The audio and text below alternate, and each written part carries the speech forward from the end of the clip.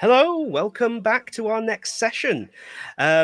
With me is Chris Hodgson, and we're talking about extreme storyline development. It's great. It's like the start of like a Power Rangers episode. I love it already. No, this is super exciting. If you've seen any of Chris's videos on YouTube, you'll know we're in for a real treat. And if you haven't, you should go and check that out. I'll drop a link in the comments in a moment. Please do again get involved in the chat. Let us know what you're thinking. There will be an opportunity for some questions at the end, so make the most of it. But that's enough from me. I'm going to get out of the way. Chris, the stage is yours. Hey, thank you very much, Tom. Hello, everyone. My name's Chris from Discover eLearning, and I'd like to talk to you today about connected learning experiences. But not only that, during this session, we're going to go even further, as we'll also be putting into practice some of the concepts that we often hear spoke of as contributing towards the future direction of online learning, such as greater personalization and adaptive learning. So in just a few moments, we're going to open up our e-learning development tool of choice, Articulate Storyline 360, and you'll get to see some of the technical processes that we can implement today, right now, in order for us to work with live data to dynamically reshape the digital experience around each user. So whilst our workstation is booting up here, for the love of God, let's briefly look at what the connected experience is and why it's having something of a resurgence right now as an emerging within digital learning experience design. The pace of technological advancement that we have seen in recent times has felt exponential. And of course, artificial intelligence has dominated many of the headlines that we see that often feel like they've been plucked directly from the future. Generative AI in particular has garnered a lot of excitement due to its ease of access, ease of use, and steadily improving precision. Arguably, three of the most important milestones that distinguish any technology from being merely functional to becoming seamlessly integrated and virtually synonymous with daily life. Within L&D, there has been, of course, a lot of discussion and analysis taking place on this, and there's plenty going on this week at IDTX as well. And it's interesting to see what our industry expects the impact of artificial intelligence will be, at least by today's standard of generative AI capability. I'm sharing with permission here from Donald Taylor the insights from a recent global sentiment survey focus report conducted with a cross-section of people who work within the L&D industry. And the top two answers on this list are very much grounded, down-to-earth ambitions, as you might expect, basically saying that the technology offers us the ability to do what we do, but quicker and also cheaper. But take a look at that third most popular response, it being an expectation that the process of learning will become more personalized and adaptive to the individual. And I'm fascinated by that idea and the practicalities of achieving this, but also controlling this level of experience that really interests me as a learning solutions developer, cutting across each of the levels mentioned here at both the high level, but also the macro level user experience. This has been something of a focus area of work for me over the last few months, as I feel compelled to understand how these things are achievable as much as possible, working hand in hand with our software. And I do think that more trialing and knowledge sharing is needed to back up some of the claims regarding adaptive learning capabilities, especially using generative AI. And I hope to contribute myself to that conversation more throughout the year. We'll see more about how prompt engineering strategies and implementation play a part in all of this later on. But fundamentally, in order to make this happen, we need to be thinking differently about our approach to data management, especially when we begin to consider what would be taking place within an adaptive learning experience which we have designed, where perhaps it's fair to say we have become too reliant on certain frameworks to dictate to us what learning analytical data is and what it can do for us. So by taking ownership of this process, we can start to consider the value of data that we already have or what is being produced during the learner engagement process within our experiences to help guide learning as a process towards its intended aim. So considering, for example, what needs to be taking place within the experience at the moment of engagement, and also What systems do our learning applications need to speak to, and when? And what methods can we implement to draw data back into the experience itself? So how do we create connected app-like experiences in Articulate Storyline 360? Well, in the world of online computing, we have a term called the API, or Application Programming Interface, which is the technical process by which two web applications can serve data to one another. And most APIs that exist on the web today have been built to follow the guiding principles of REST, which stands for Representational State Transfer. This is great news for us developers, because ultimately what a RESTful API means is that we don't have to know the inner complex workings of the third-party API in order to work with it. Instead, we can rely upon a common language to interface with those systems to fetch and manipulate data using standard web technologies that can be found within the browser. And the most common format for API system data exchange today is known as JSON Statham. This format is particularly popular as it's both lightweight and easy to read by humans, with a structure that typically looks like this, containing object keys and values, which we can reference and extract through code. The example we're looking at here is the geolocation data of the International Space Station in a JSON object format. And here's the really exciting news for Articulate Storyline developers in particular, which is that all of this is possible through the JavaScript programming language. So therefore, we can take full advantage of the Execute JavaScript trigger functionality to conduct an API data exchange at any moment during the user interaction or runtime of our learning application. Okay, let's shift gears now. And just like the tagline IDTX Conference this year, get practical. What we're going to do is create a user experience in Articulate Storyline, which for the purpose of this session provides lots of scope to demonstrate the level of personalization possible for every single person we have in the room accessing the same Storyline built user experience as a guest. So we're going to see how we can build this fully functional weather application, which can provide live, current and forecast information based on geolocation data. And for further personalization, let's also loop in generative AI technology through the OpenAI platform to deliver a level of natural language adaptive user feedback into the experience. I'm going to be working through this project in stages on my screen here, and we are against the clock, of course, so do feel free to come back and watch the recording of this session to stop, start and work at your own pace if you'd like to follow along. Okay, it's always best to break a big project like this down into to make it more manageable. And these are the steps we are going to conduct within our project. And I'm going to start with how I will get my user's location. Thankfully, in all modern browsers today, we have what are called inbuilt web APIs that can provide such information to our applications if the user is willing to share that with us. And one such API that we can take advantage of, built into most, if not all, modern browsers, is the Geolocation API.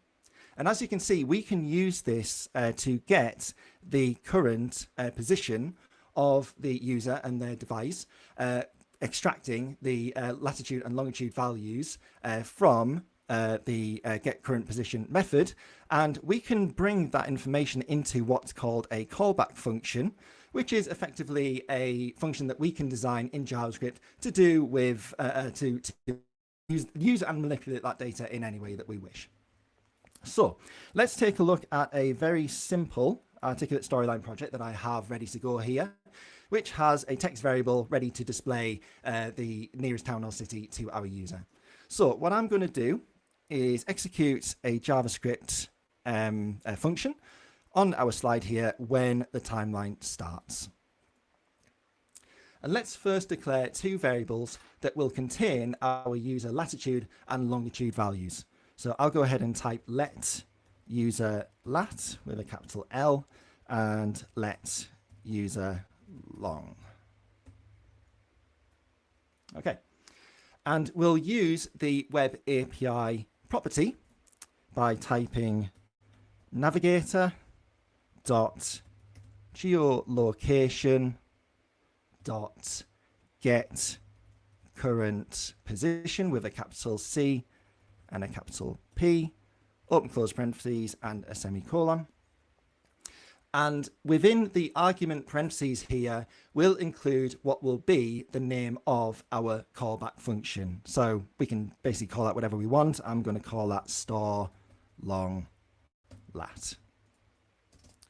We could, if we want to, also plan for contingencies at this point, such as if the user decides that they don't want to click the button that will provide that data. So by wrapping this in an if statement, for example, we could check that the navigator.geolocation property exists. And if it doesn't, maybe show a layer on the storyline activity to ask the user to type that information themselves.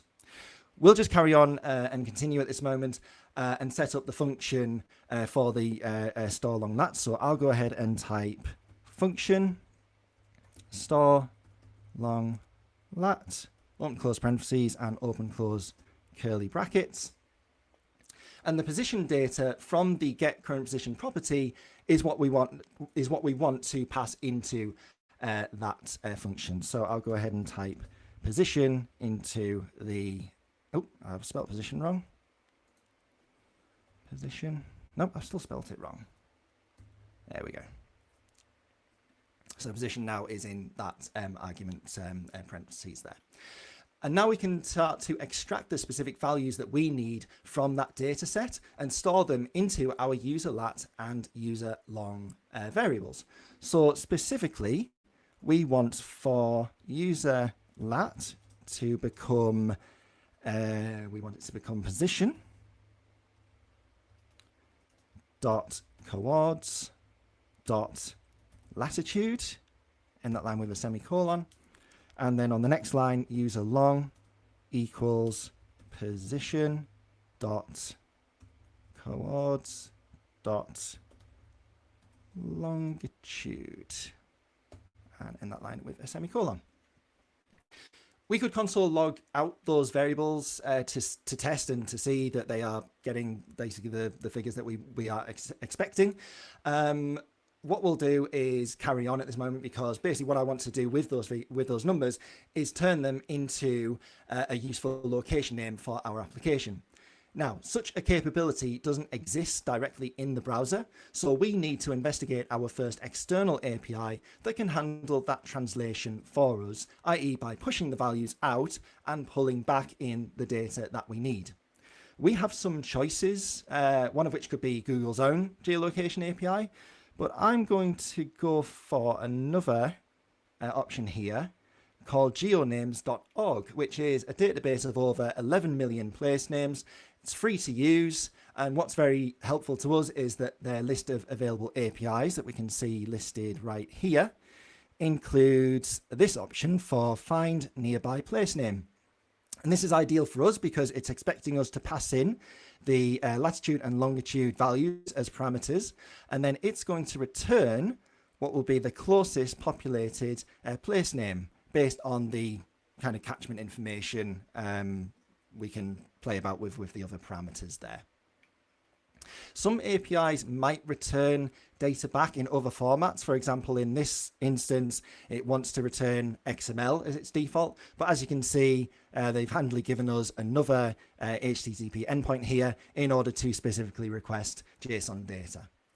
Now, before we bring this into Storyline, let's say that I needed to run some tests with this to see if it works, to experiment with the parameter values and check the format of the return data.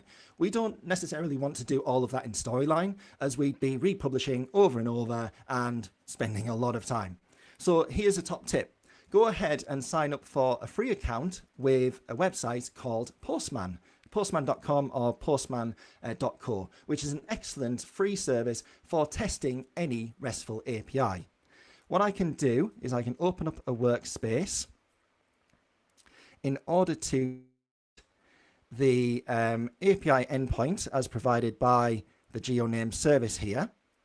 And if I go ahead and copy and paste that into the HTTP endpoint URL box there, you can see what Postman does is helpfully extracts the parameters within that URL request and places them into a table which we can easily edit and work with in order to, try different things. So for example, if I go ahead and update those values, latitude and longitude for what would be the city of London, and that would be longitude minus 0.1257. And I'll also include my username in the demo, just in case that's run out of attempts. And we want to use get, which is the standard method for bringing information directly from an API system. So that's fine. And then we'll click the send button in order to get the result. And there we go. So as you can see, this has returned a JSON object with a number of key value pairs contained within it, containing a lot of different information about that specific location. And this is extremely useful, as from this view in Postman, we can begin to plan for what specific data points we wish to work with in our application. So in this case, we can see that we can get the city or town name from the key value pair there of name. And just a little further down, we also have the country name. So we could application as well. So now that we've seen that this will do the job for us, let's go back into Storyline and plan out our next function, which we will call from within the function that we wrote to update the user latitude and user longitude variable values.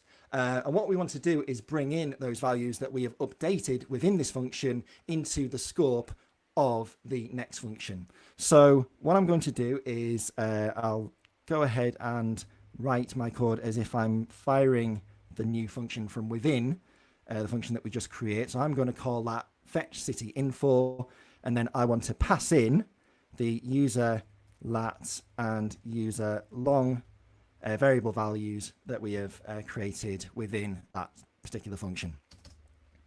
Okay, over to our second function now in order to convert that data into an actual place name. So I'll go ahead and type function, the name that we just invented, fetch city info, and the name of those variable parameters that we are passing in. Might as well just stick it like that. Yeah, okay, looking good. And let's open, close curly brackets. Okay, here's the big question. How can we perform the same API GET request that we just saw, but within our JavaScript code? Well, the answer is through what is called the Fetch API. This is another modern browser web API that we can take advantage of using JavaScript to manage our data requests.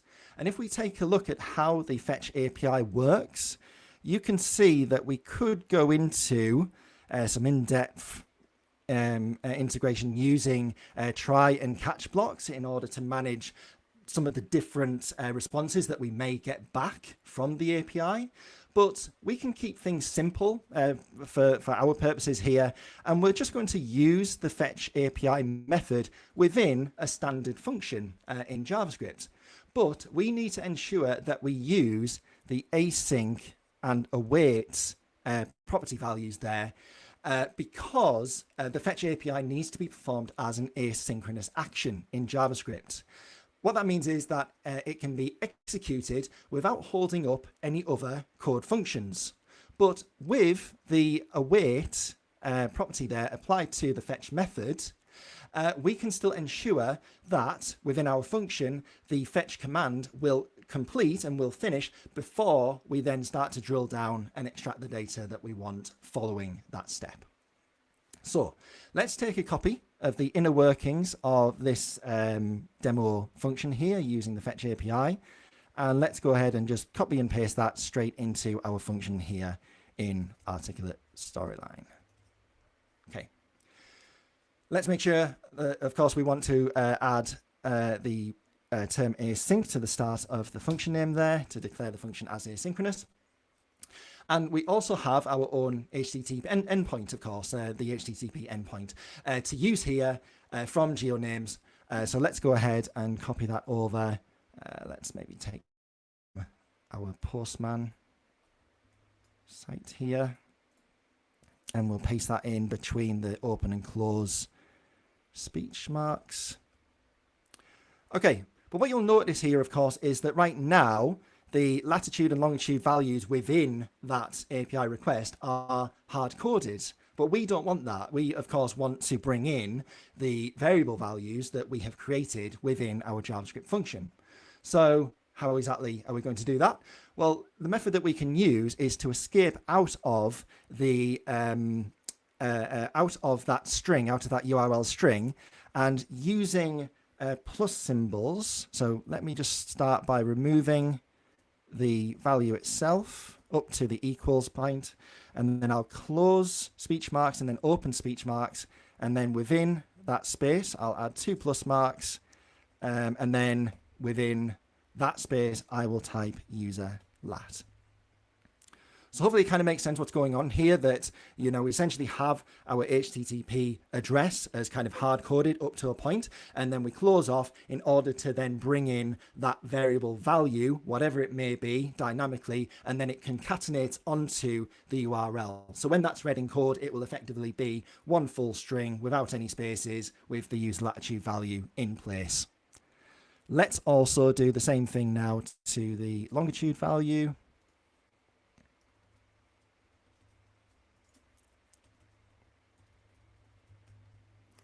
And that looks to be good to me. Okay, we'll store what is returned from the API server to a new constant. Rather than it being movies, I'll call this city info. And at this point, thanks to Postman, we know the structure of the JSON object that is going to be returned to us. So effectively what is going to be contained within that city info variable. So how do we then specifically get the name pair value that we want from this? Well, we can see going through the layers here that we need to go into initially the GeoNames object, which in itself has returned as an array, which is denoted by these square brackets. So that would mean that we would need to use GeoNames and then a 0 in square brackets. And then lastly, the key name within the object that we want to get the value of, which in this case, as you can see, is simply called name. So let's go back into Articulate Storyline.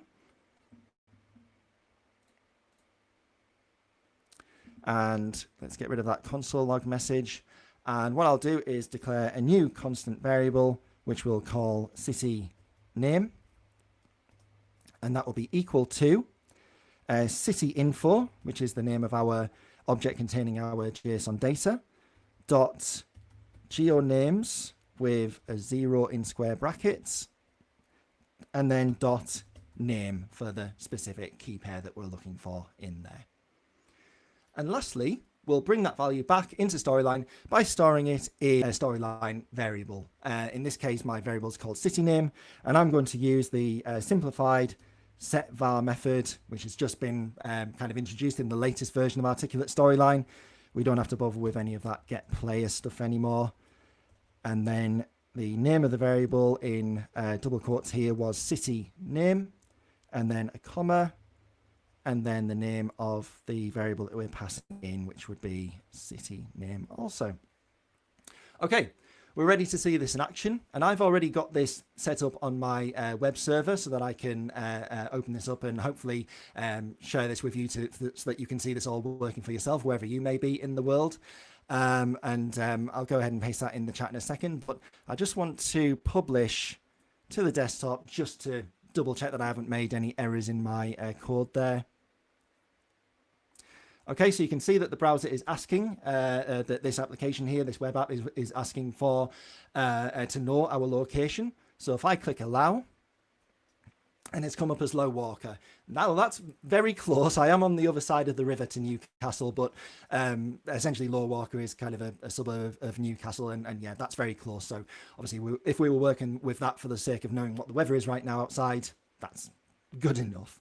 So as I say, I've got this set up on my website here.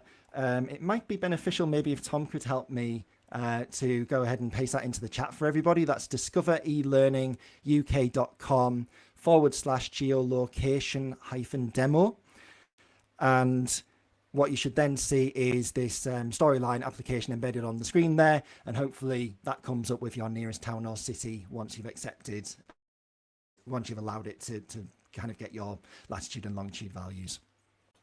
Could you just zoom in on the URL again so that I can grab it? Sure thing. discoverelearninguk.com/geolocation-demo. I might be able to put it into the chat myself, but I'm just kind of worried of losing all my screens, etc. Okay, so as I say, now that we have the user's geolocation data, we can put that to use in order to request the weather data for that area. So to do this, we're obviously going to need another external API. And this is the great thing again regarding the capabilities of our storyline object, in that we can use it as the data broker between multiple systems and in the order that we need. So again, there are plenty of live weather API services out there to choose from. But in the end, I went with a service called openweathermap.org, because as you can see with the free tier, we get plenty of available calls to the API, more than we need for this demo. And we also get access to a current weather API, as well as a 3-hour forecast API for 5 days. And if we take a look at the current weather API specifically, you can see that it is built on REST principles, and we are able to interface with it through our fetch method using this HTTP endpoint as a post request, just as we saw in the last tutorial bit there. And all we need to do is pass in our latitude and longitude values, and also an API key, which I've already gone ahead and got. So at this point in my presentation, I'd certainly love to show you how I put together this complete live weather application experience in Articulate Storyline. But I'm afraid that we're not going to have full time to do all of that. So what we're going to do instead is I'm going to show you the completed project, and I'll talk through some of the key processes taking place within the composition of my project, which I think you'll find most fascinating. So you can see my project is comprised of 2 slides, which are formatted in a portrait 9:16 aspect ratio. On this first slide is where I'm initially requesting the user geolocation data. And as you can see, the JavaScript is exactly as we wrote in the last section there. And then as soon as the user has confirmed that that is indeed their location, we then open another layer, which is when our JavaScript kicks in to get the information about that location from the Open Weather Map API. So let me show you what that looks like here.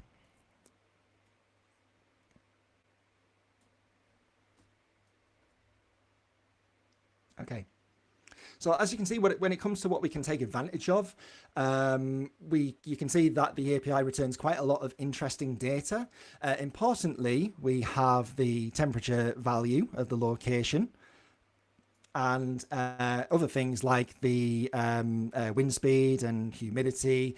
But look at this as well. We also get access to an icon code denoted by the Open Weather application. So that can give us essentially an icon code specific to that particular weather type within that location. So what we can therefore do in Storyline is use the state control system for an icon, for a weather icon on our interface, and to update that state based on what the weather code is that's been returned to us. So let's take a look at some other things going on here. So obviously right at the very top is where we're bringing in the user latitude and longitude values. We then start our asynchronous function in order to make our call to the API, as you can see here, and the response is then stored to a constant variable, which we've called weather info. And then we start to extract the information that we want from that and gather that into segments. And as you see, I've used comments here to break it up. And you can see how we're using the setVar method baked into Storyline in order to generate a number of different variables that we can then utilize and work with in our interface. In the case of the temperature, because this is returned as a decimalized number, you can see that I have used this math round method here on the value itself in order to convert that to the nearest whole number. And these extra conditional statements here, effectively what they do, if the number is between 0 and 9, will add another 0 to the start of the number just to kind of make the interface always show 2 digits, which ultimately looks better. Similar things going on as well with the wind speed here. You see I've just used a simple mathematical calculation to turn their value into a kilometers per hour figure. And then all that remains is to show those values in the user interface. And you can see I've gone ahead and placed those values created or stored in articulate storyline variables across different parts of the screen. I've also had some fun by including a night mode, which will darken the background. As you can see, I've got this kind of darkened hue background here, and that will appear based on whether the code that's returned for the weather icon has an N at the end of it. This seems to be what Open Weather Map does. If the code starts with a D, it means it's daytime, and if it's N, it's nighttime. So that's kind of a nice way to just kind of play with the interface there based on specifically, the time of day where the user is. And then if I scroll further down the screen here, just to show you within my stack here, this section here is where the weather icon is being updated based on those icon codes. So you can see, for example, changing to partly sunny, cloudy, rainy, stormy, depending on specifically what the code comes back. And then we have that one standard icon in the interface, and you can see all of the states that are in place in order to update that as necessary based on the code that's returned. Okay, so how about we go ahead and take a look at this in action by opening this up on our web server here. And again, I'll share this with you so that you can take a look at this for where you are in the world. And what I'd now like to do is show you the way that I have used generative AI within this experience under the Plan My Day tab, which is powered by the OpenAI API for GPT-4 Turbo, i.e. the technology behind ChatGPT. And what I plan to happen here is that when this tab is clicked, we're going to send across all of the information that we've effectively gathered up to this point, send that to GPT within a structured prompt in order for the AI to return to us a response that we can display to the user to give them a recommendation for how their day in their given city, of course, based on the weather outside. So let's take a look at that in action. So that's going to go ahead and send across that request, and there's the response come back now. So given the misty weather conditions in Newcastle upon Tyne, and yeah, it is a bit dreary out there today, I suggest visiting the Baltic Centre for Contemporary Art. This renowned gallery, housed in a converted flour mill on the banks of the River Tyne, offers a diverse range of contemporary art exhibitions. It's an excellent indoor option that will allow you to enjoy cultural activities while staying warm and dry. Yeah, good idea, especially on a kind of wet and miserable day like today. So to achieve that in our Storyline Weather App experience, because our application or my Storyline experience here is hosted on my WordPress site, I'm using a plugin which we have developed here at Discovery Learning for WordPress called the eLearning Magic Toolkit, which allows activity uploaded to a WordPress site to request and receive responses from the GPT-4 API using a simple Storyline Execute JavaScript trigger. And effectively we give the code snippet to work with to just basically copy and paste from our website, and then all that needs to be done is for the user prompt variable to be updated based on how we want our prompt to be sent to the AI in order to work with and return a response. And I'm going to bring up Notepad++ here in order to show you how I've structured my prompt. And as you can see, I start things off by saying, please give me a single suggestion for how I can spend my day in or around. And then I break the put a break in order to dynamically bring in the variable from storyline. So you can see I'm bringing in the user city variable and also the user country variable. So in or around Newcastle upon Tyne, UK, when the weather is, and then the temperature and the weather description. And then I've given some kind of fine tuning information to the prompt in order for it to deliver a response based on exactly what I would expect it or would want it to do based on kind of certain parameters. So I've asked it to prioritize indoor and cultural activities if the weather is particularly cold or wet. And if the weather is a storm, we should be advising to stay at home for my own safety unless instructed otherwise by emergency services. And some other kind of fine-tuning things here, returning one specific suggestion only, and don't mention the temperature value in your response. So you can see how we can go as far as to explicitly instruct the AI on what we want it to do based on specific data or parameters that we have within our activity. And what we're doing at the end of this through our JavaScript code, if I come back to Storyline, is bringing the response itself. You can see where we have the setVar function here. So effectively, once the data has returned from the OpenAI API in JSON format, we're just extracting the message data that we want and bringing that into Storyline as a variable. And we're just going to display that straight away onto the screen without doing any kind of further manipulation of that. But there's actually so much more that is possible when working with the OpenAI API. If I can quickly show you the documentation behind the specific API that we are using here from the OpenAI platform called the Create Chat Completion API, you can see that one of the parameters that we can work with will control the response format returned to us. So by default, the API is going to basically talk to us like it's ChatGPT and give us a kind of natural language response, but we could request for the response to be returned to us in a JSON object format. So much like how we've seen so far with everything else in terms of how data could be structured with different data in different referenceable key and value endpoints to work with within our JavaScript function.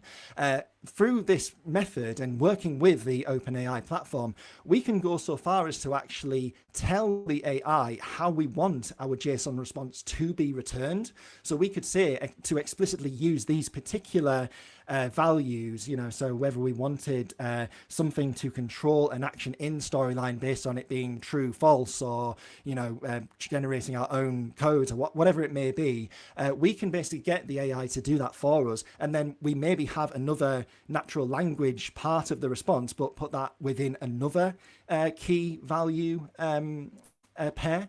So, when you start to think about that, in effect, being able to structure our response and what we draw into our experiences in that way ends up just a whole wealth of creative possibilities for us to work with when working with the OpenAI API.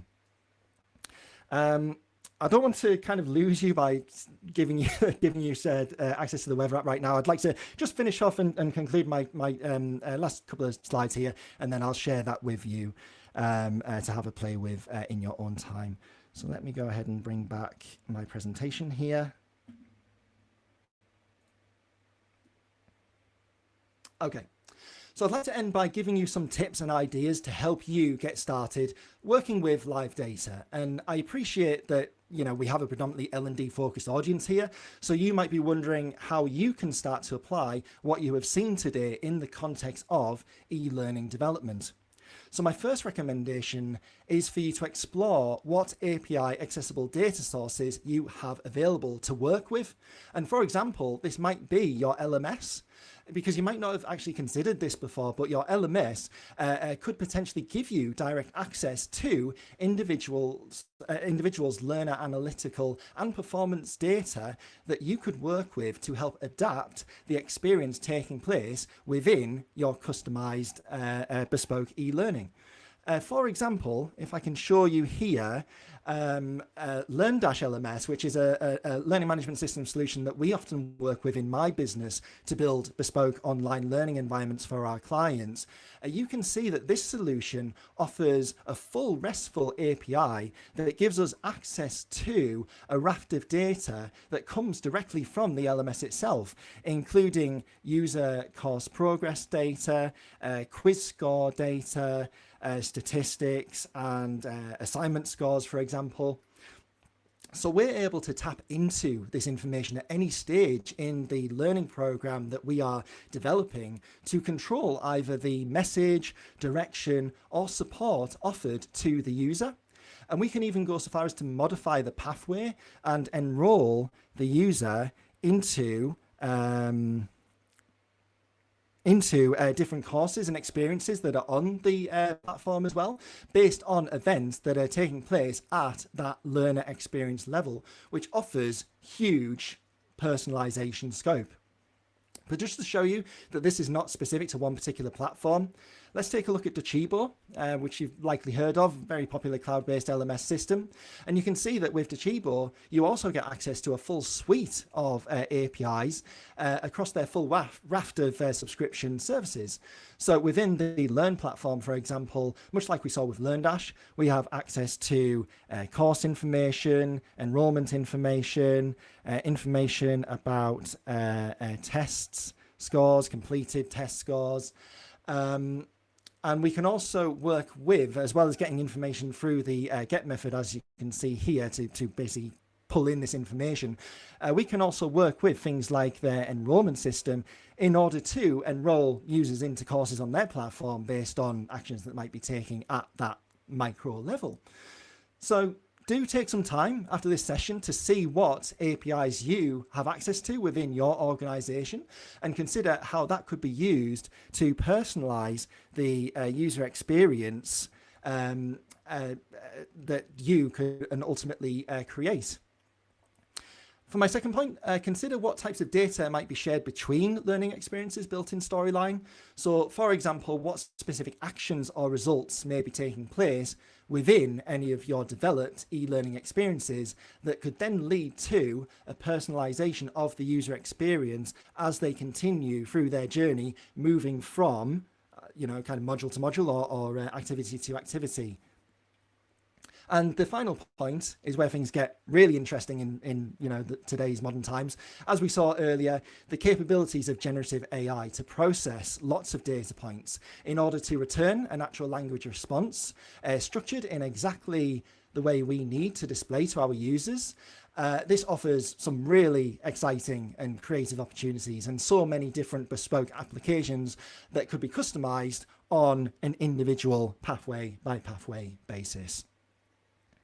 So I hope you've really enjoyed this session and learned a lot of interesting new skills along the way. If you are a Storyline developer and would like to keep mastering your craft, then you can find my Storyline Magic series, which is a free tutorial series that you can search for on YouTube. And on the Discover eLearning website, we have now launched our new Advanced eLearning Developer Series, which is a growing number of full-length online learning courses, helping you to build your e-learning development skills to that masterful level. Okay, thank you, everybody. That's it from me. So here's Tom. Brilliant. Well, thank you so much. That was fascinating. I think that the chat would agree with me. I think looking at everything they're saying, there seems to be a lot of excitement about what can be done with this. If you've got any questions, now's the time to get them in. I've done my best to share as many links as I can throughout the presentation, so people can find the things you've been talking about. And sorry, I don't see if I can paste myself into the chat here, so I'll just hopefully be able to show you. Here we go. Hopefully you can see that link there in order to access the live weather application if you'd like to have a play with that yourself. I will endeavour to get this copied over now. Okay, thanks so much, Tom. Storyline hyphen 360 hyphen weather hyphen app hyphen demo / Good Lord, I managed to actually type that all out correct first time. Okay, Sorry. let's drop that. I'm just rather chuffed with myself, to be honest. There we go. Oh, we have got a question here from Olga. I have an off-topic question. What software do you use to share your screen with the zooms and drawings?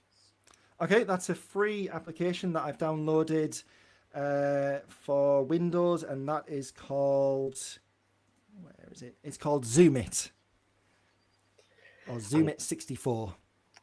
Glad someone else and asked. basically that will just take a snap of your screen when you. I basically click Control 1 on my keyboard, and then at that point it takes a snapshot, and then you can kind of draw and doodle over it as well. Fantastic. Any more for any other questions? I'm not seeing any, but as I said, there's links in the chat, and they'll all get copied into the video description as well for the Discover eLearning YouTube channel, the website, the toolkit, which looks amazing. Definitely one to check out. So loads of great resources to take away there. Chris, thank you so much for your time today. This has been fascinating.